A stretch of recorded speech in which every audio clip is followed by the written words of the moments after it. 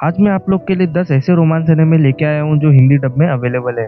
और इसे कैसे देखना है, कहाँ से देखना है, ये तो मैं आप लोग को नहीं बता सकता यूट्यूब पॉलिसी की वजह से, पर आप लोग कमेंट सेक्शन में एक दूसरे की हेल्प कर सकते हो। तो बिना टाइम वेस्ट किए वीडियो को शुरू करते हैं। नंबर 10 पर है the dangers in my heart. Kyotaro Ichikawa बाहर से एकदम शांत शर्मीला मिडिल स्कूल का लड़का है, लेकिन उसके दिल में अंदर ही एक डार्क साइड छुपी हुई है। वो एक साइको किलर की तरह से सोचता है। उसकी सबसे बड़ी फैंटेसी ये है कि उसकी क्लासमेट आना यामादा, जो कि बहुत खूबसूरत होती है, वो उसे दर्द में तड़पते हुए देखना चाहता है। लेकिन शायद ये सोच कभी हकीकत ना बन पाए, क्योंकि धीरे धीरे इचिकावा को यामादा का एक बिल्कुल अलग ही रूप दिखाई देता है। अक्सर लाइब्रेरी में अकेले टाइम पास करने वाला इचिकावा वही यामादा से टकराता है। इन्हीं मुलाकातों के दौरान उसे समझ आता है कि उसकी परफेक्ट मॉडल जैसी दिखने वाली क्लासमेट असल में थोड़ी सी पागल टाइप की होती है, जिसे सिचुएशन का कुछ पता नहीं होता।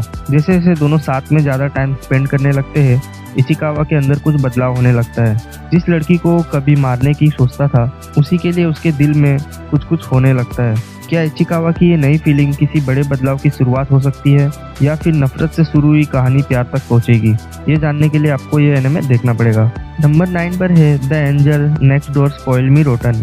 मायूरी सिन्हा, जिसे एक एंजल का निकनेम दिया गया है, वो सच में बहुत खूबसूरत है और सबकी फेवरेट भी। पढ़ाई से लेकर स्पोर्ट हर चीज में टॉप करती है। उसकी दुनिया अमाने फुजिमिया से बिल्कुल अलग है, जो उसका पड़ोसी होता है। इतने पास रहने के बावजूद भी दोनों ने कभी आपस में बात नहीं की। लेकिन उसकी चुप्पी तब टूटती है जब फुजिमिया उसे तेज बारिश में उदास होकर झूले पर बैठता देखता है और उसे वो अपना छाता दे देता है। अगले दिन फुजिमिया को सर्दी हो जाती है, तो छाते का एहसान के लिए सिन्हा उसका देखभाल करने लगती है। फुजिमिया सोचता है कि ये शायद उसकी आखिरी मुलाकात है सिन्हा के साथ, क्योंकि वो उसकी मदद कर रही है, क्योंकि उसने भी उसकी मदद की थी। लेकिन सिन्हा को जो है उसकी खराब लाइफस्टाइल को देख के बहुत चिंता होती है, इसलिए वो उसके लिए रोज खाना बनाने और घर साफ करने में मदद करती है। जैसे जैसे वक्त बीतता है, दोनों का रिश्ता और भी गहरा होता जाता है। आगे जानने के लिए आपको एनिमे पूरा देखना पड़ेगा। नंबर 8 पर है अ कपल ऑफ कुकूस। नागी उमिना एक पढ़ाकू हाई स्कूल स्टूडेंट और इरिका अमानो एक फेमस सोशल मीडिया स्टार। दोनों की लाइफस्टाइल में दूर दूर तक कोई कनेक्शन नहीं था, जब तक कि उन्हें एक शॉकिंग सच पता नहीं चला कि वो जन्म के दौरान अस्पताल में बदले गए थे। जैसे ही खबर ये दोनों की फैमिली को पता चलती है, उनके पेरेंट्स बिना इन्हें बताए एक बड़ा फैसला ले लेते हैं, उनकी सगाई का। जब ये बात नागी और इरिका को बताई जाती है, तो ये दोनों तुरंत इस अजीब और out of the blue plan को रिजेक्ट कर देते हैं। इन्हें ये आइडिया बिल्कुल भी मंजूर नहीं होता है। लेकिन जब दोनों फैमिलीज अपने फैसले पर अड़ी रहती है, तो हालात ऐसे बनते हैं कि नागी और इरिका को साथ में समय बिताना ही पड़ता है। अब आगे होगा क्या, ये तो आपको एनिमे में ही पता चलेगा। नंबर 7 पर है रेंट अ गर्लफ्रेंड। ये कहानी है काजुया किनोशिता, एक 20 साल के कॉलेज स्टूडेंट की, जिसकी जिंदगी में उसकी एक खूबसूरत चुलबुली गर्लफ्रेंड थी, जिसका नाम मामी था। लेकिन अचानक मामी बिना किसी वार्निंग के उससे ब्रेकअप कर लेती है। काजुया पूरी तरीके से टूट जाता है और खुद को बेहद अकेला महसूस करता है। दिल का दर्द कम करने के लिए वो एक ऑनलाइन प्लेटफॉर्म से गर्लफ्रेंड हायर करता है। वहीं उसकी मुलाकात चिजुरू मिजुहारा से होती है। अपनी गजब की खूबसूरती और पर्सनैलिटी से चिहुरू जल्द ही काजुया का दिल जीत लेती है। लेकिन जब काजुया को पता चलता है कि वो दूसरे कस्टमर के साथ भी बिल्कुल सेम बर्ताव करती है, तो गुस्से में आकर उसे खराब रेटिंग दे देता है और इसी वजह से चिहिरू उससे भड़क जाती है और इन्हीं हरकतों की वजह से उसे वो जमकर सुनाती है। उनकी ये तकरार तभी रुकती है जब काजुया को खबर मिलती है कि उसकी दादी अचानक से अस्पताल में भर्ती हो गई है। दोनों तुरंत अस्पताल पहुंचते हैं, जहां दादी अब ठीक हालत में होती है। लेकिन चिहिरू को देखकर वो हैरान हो जाती है और पूछती है कि लड़की कौन है। बिना सोचे समझे काजुया कह देता है कि ये दोनों एक दूसरे से प्यार करते हैं। मजबूरी में चिहिरू को भी उसकी गर्लफ्रेंड होने का नाटक करना पड़ता है। अब सवाल ये है, जब काजुया कभी मामी को भूल ही नहीं पाया, यानी उसकी पहली गर्लफ्रेंड, तो ये फेक रिलेशनशिप कब तक चलेगा? नंबर 6 पर है माय ड्रेस अप डार्लिंग। ये एक हाई स्कूल स्टूडेंट वकाना गोजो की स्टोरी है, जो अपने दादाजी की तरह टॉप लेवल हिना डॉल बनाने का सपना देखता है। जहां उसके बाकी क्लासमेट पॉप कल्चर और ट्रेंड्स में बिजी रहते हैं, वहीं गोजो अपने डॉल्स के लिए कपड़े सिलने में सुकून महसूस करता है। लेकिन वो अपनी इस हॉबी को सीक्रेट रखना चाहता है, क्योंकि उसे लगता है कि अगर ये किसी को पता चला तो लोग उसका मजाक उड़ाएंगे। तभी एंट्री होती है मारिना किकिगावा की, जो कि एक सुपर प्रीटी, कॉन्फिडेंट और पूरी तरह से आउटगोइंग लड़की है। जो गोजो की शांत और शर्मीले लाइफस्टाइल से बिल्कुल अलग है। लेकिन ट्विस्ट तब आता है जब मारीना गोजो को सिलाई मशीन पर काम करते हुए देख लेती है। उसे अजीब ना लगे इसलिए वो भी अपना सीक्रेट उसे बता देती है। उसे कॉस्प्ले का जबरदस्त शौक होता है। प्रॉब्लम यह है कि उसकी सिलाई स्किल्स काफी वीक है, इसलिए वो गोजो से हेल्प मांगती है। एक के बाद एक कॉस्प्ले आउटफिट बनाते हुए दोनों के बीच की दूरी धीरे धीरे कम होने लगती है। उनके लाइफस्टाइल्स भले से ही अलग हो, लेकिन साथ काम करते करते उनके दिल कनेक्ट होने लगते हैं। अब आगे होगा क्या ये तो आपको एनिमे में पता चलेगा। नंबर 5 पर है Tomo chan is a girl. Tomo Aizawa और जुन कुबोता बचपन से ही बेस्टीज है। साथ में ट्रेनिंग, साथ में मस्ती, हर एक चीज साथ में करते हैं। जो भी देखे वो ये बोले कि ये दोनों लाइफ टाइम बेस्ट फ्रेंड्स है। प्रॉब्लम बस इतनी सी है, तोमो को जून से प्यार हो चुका है, लेकिन जून उसे लिटरली अपना भाई समझता है क्योंकि तोमो का स्वभाव एक टॉमबॉय जैसा है। इसलिए हाई स्कूल के फर्स्ट ईयर के स्टार्टिंग में ही तोमो हिम्मत करके अपनी दिल की बात बोल देती है, पर उसका थोड़ा रफ एंड टफ स्टाइल, बिना सोचे समझे मुक्का झड़ देने वाली हैबिट जून के दिल पर जीरो इफेक्ट डालती है। उसके लिए तोमो अभी भी एक ब्रो है। अब तोमो को समझ आ जाता है कि अगर कुछ सॉलिड मूव नहीं किया तो जून कभी भी उसे लड़की के नजरिए से नहीं देख पाएगा। तो अब मिशन क्लियर है, जून के दिमाग में सेटिंग चेंज करनी है और उसे दिखाना है कि जो चीज़ को वो ढूंढ रहा है वो असलियत में उसके सामने ही है। तो तोमो क्या उसे एहसास दिला पाएगी कि वो भी एक लड़की है, और क्या जून के दिल में भी तोमो के लिए कुछ है? ये जानने के लिए आपको एनिमे देखना पड़ेगा। नंबर 4 पर है होरीमिया।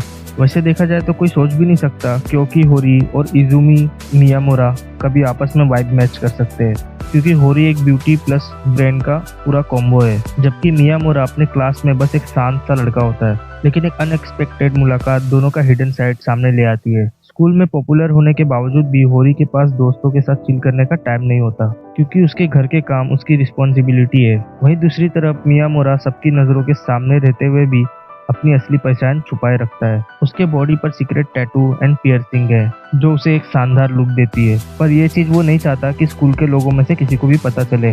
अपोजिट पर्सनैलिटीज होने के बावजूद दोनों में कुछ अजीब सिमिलरिटीज है। धीरे धीरे दोनों की दोस्ती और भी स्ट्रॉन्ग होती जाती है और अक्सर वो होरी के घर में अपने टाइम स्पेंड करते हैं। अपने अपने सेल से बाहर निकलते हुए वो एक दूसरे को अपना वो साइड दिखाते हैं जो वो दुनिया से छुपाए रखते हैं। यह एनिमे भी इंटरेस्टिंग है, जरूर देखना। नंबर 3 पर है my tin romantic girl स्नैपू। Hachiman हिकिगाया एक ऐसा हाई स्कूल स्टूडेंट है जो पूरा एंटी सोशल वाइब देता है। थोड़ा नार्सिस्टिक, थोड़ा सेमी निहिलिस्टिक, वो इसी तरीके का है। उसे पक्का यकीन है जो लोग जीवन में हंसी मजाक करते हैं वो एक बहुत बड़ा झूठ है, और जो लोग खुद को खुश दिखाते हैं वो बस खुद को बेवकूफ बना रहे होते हैं। मॉडर्न सोशल रिलेशनशिप का मजाक उड़ाने वाला निबंध लिखने की सजा के तौर पर उसके टीचर उसे वॉलंटियर सर्विस क्लब में ज्वाइन करने पर मजबूर कर देते हैं। इस क्लब का काम है जिस भी स्टूडेंट को मदद चाहिए वो उसकी लाइफ सेट करने में हाथ बटाते हैं। क्लब में उसके अलावा सिर्फ एक मेंबर है जो खूबसूरत है लेकिन बर्फ जैसी ठंडी, जिसका नाम है युकिनो। अब हाचिमान को दूसरों की प्रॉब्लम की फ्रंट लाइन पर खड़ा होना पड़ता है, वो जगह जहाँ जाने का वो कभी सोच भी नहीं सकता था। हाचिमान और युकिनो अपनी तेज अकल और अलग अलग सोच से कई स्टूडेंट की परेशानी सुलझाने की कोशिश करते हैं, लेकिन सवाल ये है क्या हाचिमान की ये सड़ी हुई समाज वाली सोच उसके रास्ते का रोड़ा बनेगी या वही उसकी सबसे बड़ी ताकत साबित होगी। नंबर 2 पर है Kaguya Sama love is war. Suchin academy में जहाँ सिर्फ टॉप टायर स्टूडेंट पढ़ते हैं, वहाँ के सबसे बड़े power couple Miyuki and Kaguya है। मियुकी जो पूरे देश में नंबर 1 स्टूडेंट रैंक पर हो चुका है और जो स्टूडेंट काउंसिल का प्रेसिडेंट भी है। हर कोई उसकी इज्जत करता है, चाहे स्टूडेंट हो या टीचर। वहीं दूसरी तरफ वाइस प्रेसिडेंट कागुया जो अमीर सिनोमिया फैमिली की बड़ी बेटी है, हर फील्ड में परफेक्ट है, पढ़ाई, टैलेंट, पर्सनैलिटी सब में नंबर 1 है। पूरे स्कूल की नज़र में ये दोनों परफेक्ट कपल है। लेकिन ट्विस्ट ये है कि ये दोनों एक दूसरे को पसंद तो करते हैं पर मानने को तैयार नहीं है। क्यों? क्योंकि जो पहले प्यार का इजहार करेगा वो लूजर माना जाएगा, उसे नीचे समझा जाएगा और रिलेशनशिप में कमजोर समझा जाएगा। ऐसा सोचते हैं ये दोनों। अब इज्जत, ईगो और प्राइड का सवाल है, तो मियुकी और कागुया दोनों ही तैयार है प्यार की इस माइंड गेम वाली जंग को जीतने के लिए। बहुत इंटरेस्टिंग एनिमे है, जरूर देखना। नंबर 1 पर है योर लाइन अप्रैल। अब ये एनिमे बाकी रोमांस एनिमे जैसा नहीं है। इसे देखने के लिए अपने साथ एक टिश्यू पेपर जरूर रखना। होसे अरिमा एक चाइल्ड प्रोडिजी है जिसे ह्यूमन मेट्रोनोमे के नाम से जाना जाता है, क्योंकि वो पियानो इतनी अच्छी तरह से बजाता है कि सब उससे स्टन हो जाते हैं। अपनी स्टिक माँ की टफ ट्रेनिंग और डिसिप्लिन के अंदर वो उसे हर कंपटीशन में डोमिनेट करता है। उसकी म्यूजिकल टैलेंट से पीयर्स इम्प्रेस होते हैं और ऑडियंस उस पर प्यार बरसाती है। लेकिन जब उसकी माँ अचानक से गुजर जाती है तो उस ट्रोमा की वजह से कोसे पियानो की आवाज़ दोबारा सुन ही नहीं पाता। उस दिन के बाद से वो स्टेज पर वापस नहीं जाता। अब कोसे एक नॉर्मल सी जूनियर हाई स्कूल लाइफ जी रहा होता है अपने फ्रेंड्स सुबाकी और रियोता के साथ। माँ की डेथ से मूव ऑन करने की स्ट्रगल के बीच भी वो अपने म्यूजिक को नहीं भूल पाता। उसकी ब्लैक एंड व्हाइट सी लाइफ तब कलरफुल हो जाती है जब वो एक वायलिन बजाने वाली काओरी से मिलता है। काओरी उसे अपना एक्कोम्पनिस्ट बनाकर फिर से उसे स्पॉटलाइट में ले आती है। एक छोटी सी झूठ के थ्रू दोनों यंग म्यूजिशियन धीरे धीरे क्लोज हो जाते हैं और काओरी ट्राई करती है कि कोसे की दुनिया फिर से रंगों से भर जाए। पर काओरी के अपने भी कुछ राज है। और हाँ, इस एनिमे का नाम यू आर लायन अप्रैल क्यों है ये आपको एट द एंड एनिमे में पता चल जाएगा। तो बस आज के लिए इतना ही। नेक्स्ट वीडियो किस टॉपिक पर बनाऊं आप लोग मुझे कमेंट में बताना। तो तब तक के लिए बाय।